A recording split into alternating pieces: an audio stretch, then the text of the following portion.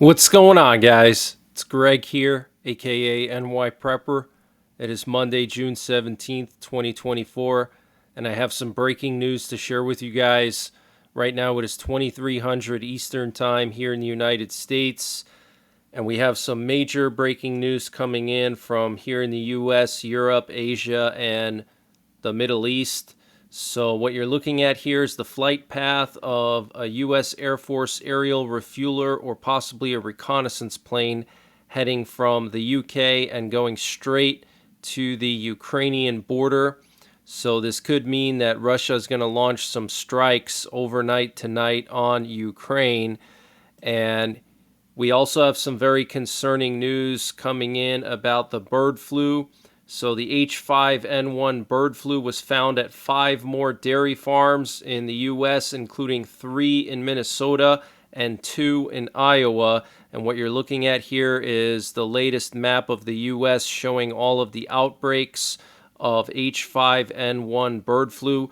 We have 22 outbreaks in Idaho, 1 outbreak in Wyoming, 10 outbreaks in Colorado, 8 outbreaks in New Mexico, 18 outbreaks in Texas, 4 outbreaks in Kansas, 5 outbreaks in South Dakota, 6 outbreaks in Minnesota, 7 outbreaks in Iowa, 25 outbreaks in Michigan, 1 outbreak in Ohio, and 1 outbreak in North Carolina. So the H5N1 is spreading across the U.S., and the timing couldn't be more perfect because we're about to go to war with Russia and things are about to get crazy in the European theater. And right at the same time, we have this new pandemic about to start. So if you're an elite, this is perfect.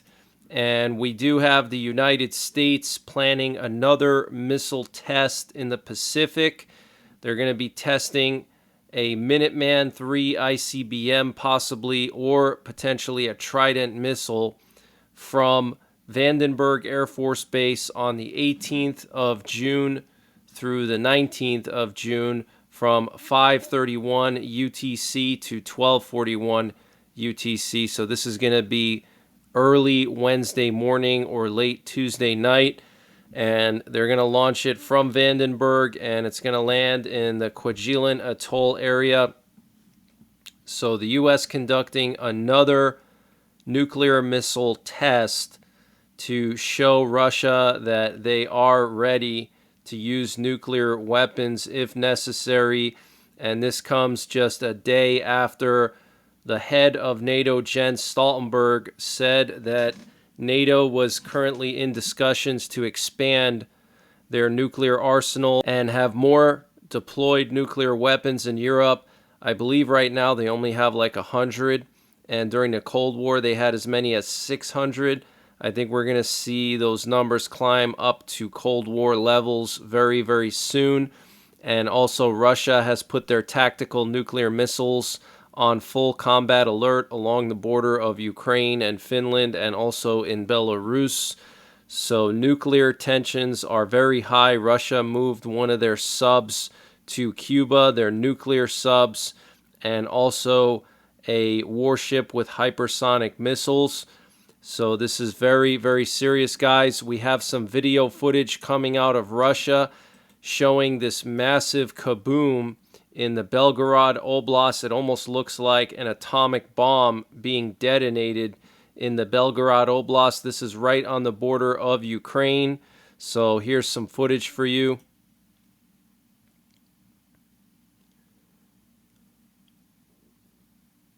Look at that, guys. That is a massive kaboom in the Belgorod Oblast. For all we know, this could have been a tactical nuclear weapon of some kind, and we just don't know about it.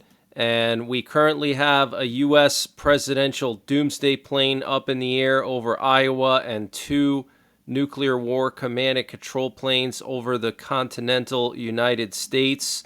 So our nuclear forces are on very high alert, and earlier today there were 4 B-52s airborne over the southern United States, which is just absolutely insane.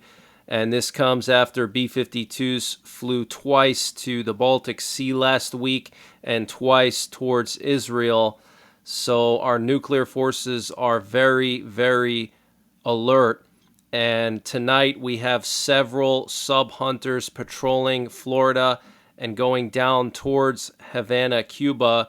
Now, here you can see 4 P-8 Poseidons operating around Florida, one off the west coast of Florida, one off the east coast of Florida, one going down towards Havana, Cuba, and then there was one flying along the coast of South Carolina and Georgia. These planes can detect submarines underwater, and we had another sub hunter go down to Cuba this evening as well. So 2 sub hunters went down to Cuba this evening, and last night and this morning we had like 3 or 4 go down to Cuba. So a total of half a dozen sub hunters went down to Havana in the last 24 hours, or actually probably the last 18 hours.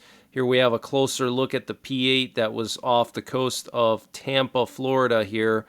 Here we have a closer look at the P-8 off the coast of Cocoa Beach tonight, and it was flying as low as 200 feet here, just 10 or 20 miles from Vero Beach. This is extremely unusual, and this is clearly a search grid of some kind. You can see it was making multiple loops here, and this was earlier this afternoon, one of the sub hunters flying very close to Havana, Cuba. And then this was also earlier today. We had one of the Canadian sub hunters, the CP-140 Auroras, which are very rare to see on flight trackers. They usually fly with their transponders off, and they are primarily used by NORAD to detect Russian nuclear-armed submarines off the east coast and west coast of North America. And so for them to send one of these down here to Cuba is extremely alarming, and it was in the air at the same time as the P-8 Poseidon. And this update was sponsored by My Patriot Supply. Guys, My Patriot Supply has all kinds of prepping and survival products, from potassium iodide to emergency food to water purification, solar generators, everything you can imagine in their general store. And they have special discounts set up just for you, the viewers of NYPrepper. And to get those discounts, you got to use my link, preparewithnyprepper.com. The link is in the description below this video. And once you get to that site, you got to look for the My Patriot Supply logo. You click on that logo and it'll take you to their general store. And right now they're actually doing a $50 discount on the Grid Doctor solar generator, but they have all kinds of discounts here on emergency food, water filters, bug out bag items, potassium iodide. They're actually selling potassium iodide for $10 a bottle with 60 pills in each bottle. That is such a good deal, guys. Normal price, $25 a bottle. So you get yourself a few of those bottles and you have enough potassium iodide for several families. So use the link, preparewithnyprepper.com. And remember, when you get to that page, click on the My Patriot Supply logo to access the general store with all of the discounts. And earlier this evening, we had a sub hunter flying through the Baltic Sea again. This would be the second or third sub hunter in the Baltic Sea since yesterday. Absolutely insane. And then tonight we had a C-17 Globemaster, that's a military cargo plane, leave Latvia and head back to the States. And then we had a Chinese Air Force plane, a Y-20, leave Minsk and head back to China. And then here's another P-8 Poseidon that was airborne in the Baltic Sea earlier today. You can see it was flying very, very low here. And then just a massive amount of reconnaissance in Poland and the Baltic region. You can see this U.S. reconnaissance plane that was patrolling Kaliningrad, and then an AWACS plane in southern Sweden, and then another P-8 Poseidon. So 3 P-8 Poseidons in the Baltic Sea today, guys. That is a lot, okay? And here's a closer look at the Doomsday plane that was airborne this evening took off from Offutt Air Base and did like a big loop and then went back towards Offutt Air Base. And Russia and North Korea will sign several important documents during Vladimir Putin's visit to North Korea this week, including a possible strategic partnership treaty. Russian news agencies reported Monday, citing a Kremlin aide. Putin is set to travel to the reclusive state on Tuesday amid Western fears the two countries plan to expand their military cooperation as Moscow wages its offensive in Ukraine. Several documents will be signed, among which will be highly important documents. Kremlin aide Yuri Ushakov was quoted as saying by state-run Russian news agencies, "This may include a comprehensive strategic partnership treaty which will outline future cooperation and deal with security issues." He was quoted as saying, Putin and North Korea's leader Kim Jong-un will also speak to the media during the visit. He added, Western countries South Korea and Kyiv have accused Pyongyang of sending weapons to Moscow for use in Ukraine in violation of UN sanctions on North Korea. Washington and South Korea say Russia has in return provided Pyongyang with technical help for its satellite program and sent aid to the food-strapped state. The visit, Putin's first to the country since 2000, comes 9 months after the Russian leader hosted Kim Jong-un on a rare foreign trip to the Russian Far East. Putin has scaled down his trips abroad since launching the Ukrainian offensive, but has paid high-profile visits to key allies like China and Iran as Moscow seeks a united front against the West. Okay, so this is very serious, guys. They're going to sign some kind of strategic partnership treaty that's going to deal with security issues. So I don't know if this means if Russia is going to back up North Korea if South Korea attacks the North in a war. If, let's say, North Korea attacks South Korea, then South Korea and the U.S. retaliate by bombarding North Korean nuclear facilities and bases, and then maybe Russia would respond and back up North Korea. I'm not sure. But this is extremely serious. They could also be talking strategy. Maybe they're going to talk about a coordinated attack where North Korea is going to attack South Korea at the same time as China is going to attack Taiwan, at the same time as Belarus is going to attack Lithuania, and the same time that Russia is going to attack Ukraine. That's what I'm concerned about, because why is Putin suddenly going to North Korea after visiting China? So he's making his rounds. First he went to China, now he's going to North Korea, and then actually after China he went to Belarus. So he went to China, then Belarus, now North Korea. Okay, so something's brewing here, guys. Okay, they're talking war. That's what they're going to be discussing, okay? And apparently the Russian delegation to North Korea will include the Russian Defense Minister Belousov, Manturov, Novak, Borisov, and Lavrov. I'm not sure who Borisov is, or Novak and Manturov, but I know Belousov is the new defense minister, and also Lavrov is the foreign minister. So two very important figures in the Russian government will be going to North Korea with Putin. So that is a huge red flag, okay? And they're going to reiterate that Russia and North Korea's relations are built on principles of equality and respect for sovereignty. There's going to be a state concert that will be held in Pyongyang in honor of Putin's visit, which the president of North Korea will attend. Kim Jong-un will accompany Putin to the airport after negotiations with the leaders visiting the Holy Trinity Cathedral on the way. And Putin, on the eve of his visit to North Korea, said that North Korea strongly supports Russian operations in Ukraine. He also said Russia will permanently support North Korea. Wow, permanently support North Korea. Okay, so I think what we're going to see here, and we've already seen some signs of this a few months back when Kim Jong-un went to the Russian Far East. I think he went to Vladivostok and met Putin there. But the leader of North Korea was looking at Russian bombers, and some of the Russian generals and foreign minister were showing Kim Jong-un the Russian bombers.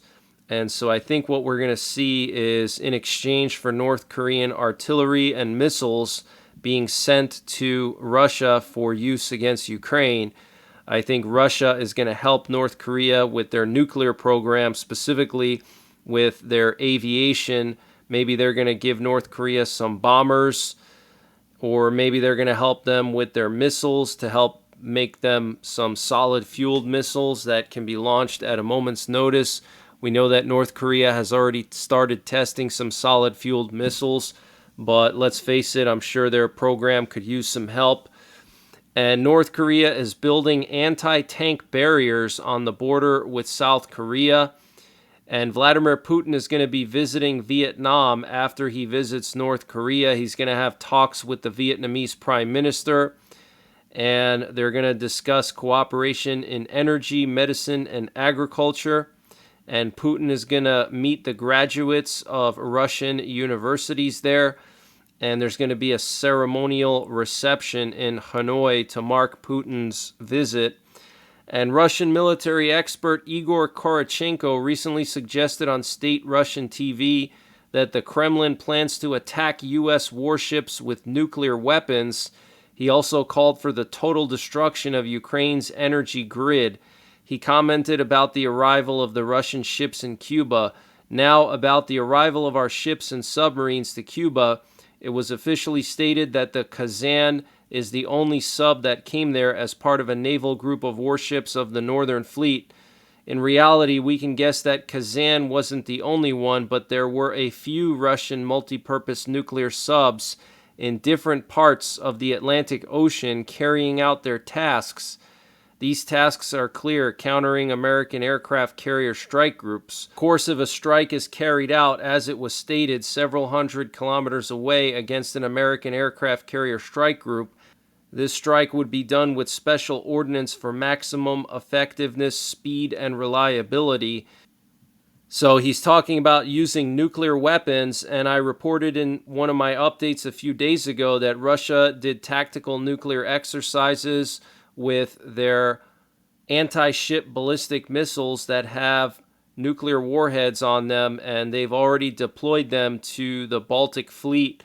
One of the corvettes in the Russian Baltic Fleet received an anti-ship ballistic missile with a nuclear warhead. Okay, he goes on to talk about the situation in Ukraine. He said, "In my opinion, there is only one adequate, fast, and effective response to the increased strikes against the territory of the Russian Federation with American long-range weapons since Biden and Jake Sullivan have given the green light and Ukraine's armed forces have carried it out: total destruction of all electrical generation in Ukraine." So very strong words there from this Russian military expert on state-owned TV, saying that there were multiple Russian subs that went through the Atlantic on their way to Cuba. And something is going on near the Crimean Bridge tonight. Vehicle traffic on the Crimean Bridge has been blocked, and there were kabooms heard in the area of the bridge as well as in the Striletska Bay of Sevastopol. So it looks like Ukraine is launching another drone attack tonight on Crimea. And the investigative committee of the Russian Federation confirmed that the Ukrainian Air Force shot down a rare A-50 AWACS plane over the Azov Sea back in February, killing 10 crew members. And Russia only has a handful of those A-50s. So this was a very, very successful operation by the Ukrainians. And Ukraine says that it has destroyed 15 air defense systems over Crimea over the past 2 months. And the EU leaders tonight failed to reach an agreement on a second term for Ursula von der Leyen as president of the European Commission. What was expected to be a swift reappointment will now turn into a complicated process full of uncertainty. And we just had elections for the European Parliament, and there was a rebuke of the leftist leadership of the EU, so maybe this has something to do with it. And the Washington Post is reporting that senior U.S. Democrats in Congress approved a large arms sale to Israel including 50 F-15 fighter jets. And Israeli Channel 13 is reporting that Prime Minister Benjamin Netanyahu requested in closed talks to expedite the enactment of a law extending service by 6 months for regular soldiers. Wow, so that's a sign that he's preparing for a big war with Hezbollah to extend the standard service term for soldiers by 6 months. And Israeli media reported that Amos Hochstein's visit ended with a feeling of disappointment among Israeli authorities due to the lack of anything new. And Amos Hochstein is Biden's diplomat. He always gets sent to Israel to try to make peace between Israel and Hezbollah. Looks like that's not going to happen.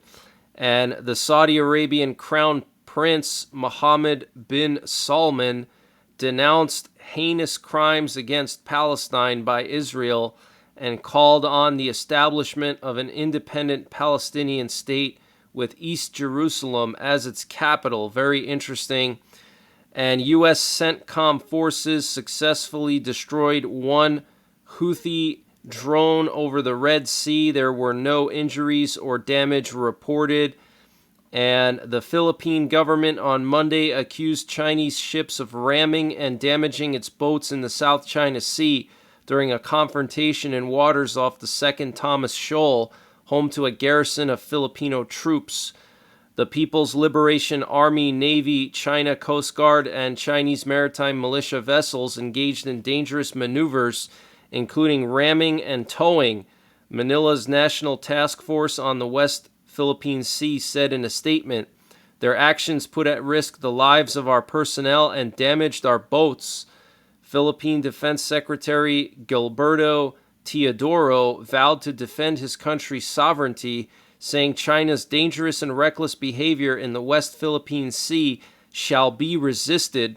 It should now be clear to the international community that China's actions are the true obstacles to peace and stability in the South China Sea, he added. The Philippine government statement did not specify which boats were rammed and the extent of the damage. Manila's allies voiced concern over China's actions.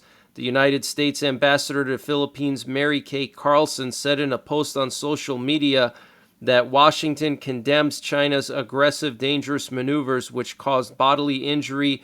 And what you're looking at here is a picture of one of the vessels that was sunk by the Houthis this week. You can see this massive hole here on the side of the ship. We currently have a tropical cyclone developing off the coast of Mexico, and it's forecasted to slam right into southern Texas. And they're calling this thing Potential Tropical Cyclone 1. It currently has maximum sustained winds of 40 miles per hour and a minimum central pressure of 999 millibars.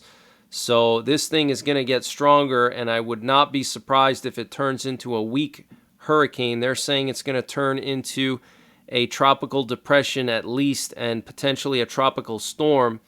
And we have a disturbance here off the coast of Puerto Rico. They're saying chance of development is 20%. Let me just read to you some more stuff here about Tropical Cyclone 1. So here we have the warning cone, and you can see they have it turning into a tropical storm and slamming into northern Mexico, potentially southern Texas. Users are reminded to not focus on the exact forecast track of this system. The disturbance is very large, with rainfall, coastal flooding, and wind impacts likely to occur far from the center along the coasts of Texas and northeastern Mexico. Okay, so massive amount of rain expected. Check this out, guys. Corpus Christi could get 8 to 12 inches of rain, and a widespread area of 6 to 8 inches here. Okay, this is a very serious system. Look at this, guys. Tropical Cyclone 1 is expected to produce rainfall totals of 5 to 10 inches across northeast Mexico into South Texas, with maximum totals of 15 inches possible. So I'm going to continue to monitor this storm and update you guys, and I'm going to be monitoring all the hurricanes this year in the Atlantic Basin. We are heading into a strong La Nina, which favors landfalling hurricanes along the eastern seaboard of the United States. So make sure you're subscribed and hit the bell icon down below so you get notified when I post updates, because this is going to be a very, very active hurricane season and you're going to want to get frequent updates. But that's the latest breaking news that I have. I will be back tomorrow with more breaking news. Check out my Telegram and my Twitter. I post all my updates there, so if you follow me there, you'll never miss an update. And also earlier today, I had some issues with YouTube. They were just some technical issues. I think YouTube was having some technical problems.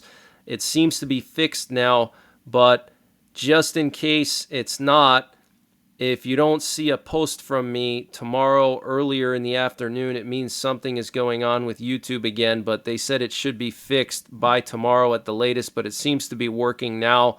So just wanted to let you guys know that. But until tomorrow, take care, God bless, and don't forget the 3 Ps: prepare, practice, and persevere.